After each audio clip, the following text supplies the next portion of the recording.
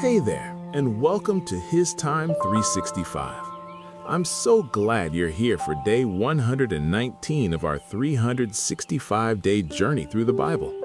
Today, we'll look at 2 Chronicles 18 through 21, and I'll walk you through what happens, what it means, and why it matters.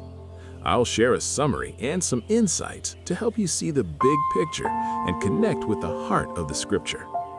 During your quiet time, I encourage you to read today's lesson in a Bible translation that speaks to you best. Now grab a quiet moment, take a deep breath, and let's spend a few minutes giving God His time. The Rise and Fall, Lessons from 2 Chronicles 18 through 21. Have you ever watched someone make choices that lead to their downfall? The accounts in 2 Chronicles 18 through 21 tell a compelling story of kings, alliances, and the consequences of straying from divine guidance. In this narrative, we dive into the lives of two kings, Jehoshaphat of Judah and Ahab of Israel, and the ripple effects of their decisions. In 2 Chronicles 18, King Jehoshaphat, known for his faithfulness, aligns himself with King Ahab, who was notorious for his wickedness.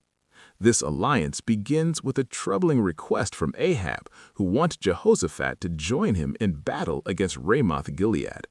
Jehoshaphat, ever the diplomat, agrees, but insists they seek guidance from the Lord first. Ahab assembles his prophets, about 400 men, who unanimously proclaim success for the mission. Yet something doesn't sit right with Jehoshaphat. He asks if there is a prophet of the Lord among them, leading to the introduction of Micaiah, a true prophet. Micaiah delivers a harsh prophecy. Ahab will be struck down in battle. He describes a vision of Israel scattered like sheep without a shepherd, a stark warning that causes Ahab to imprison him for speaking the truth. Despite this, Jehoshaphat follows Ahab into battle, and tragedy strikes as Ahab is put to an end, proving Micaiah's prophecy true. 2 Chronicles 18, verses 33 through 34. Transitioning to 2 Chronicles 19, Jehoshaphat returns to Jerusalem, where he is met by Jehu the seer. Jehu chastises him for aligning with Ahab, reminding him that his heart was right in seeking God. It's a moment of reflection for Jehoshaphat, who realizes the importance of discerning alliances. Jehu encourages him to continue in God's ways and set judges throughout the land to uphold righteousness.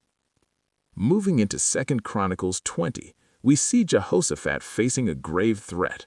The Moabites, Ammonites, and others come against him, and fear grips the kingdom. Instead of reacting in panic, Jehoshaphat gathers the people to pray and seek the Lord. He stands before the assembly, recounting God's past faithfulness, and asks for help. This leads to a powerful moment where the Spirit of the Lord comes upon Jehaziel, who delivers a message. The battle is not yours, but God's. 2 Chronicles 20, verse 15. Encouraged, Jehoshaphat leads the people in worship, and they go out to battle praising God, which leads to their miraculous victory.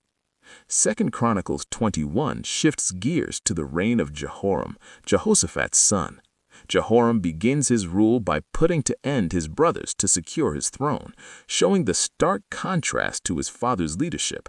He marries Athaliah, the daughter of Ahab, further aligning himself with the wicked practices of Israel. His reign is marked by idolatry and evil, leading the nation astray. God sends a letter through Elijah the prophet, warning Jehoram of his sinful ways and the consequences of his actions. However, Jehoram does not heed the warning, and as a result, his kingdom suffers. The text reveals that there came a writing to him from Elijah the prophet, indicating that God's voice was still reaching out, but Jehoram's heart was hardened. The chapter concludes with Jehoram facing a terrible end. He experiences a painful condition and loses his life in solitude, highlighting the consequences of his choices.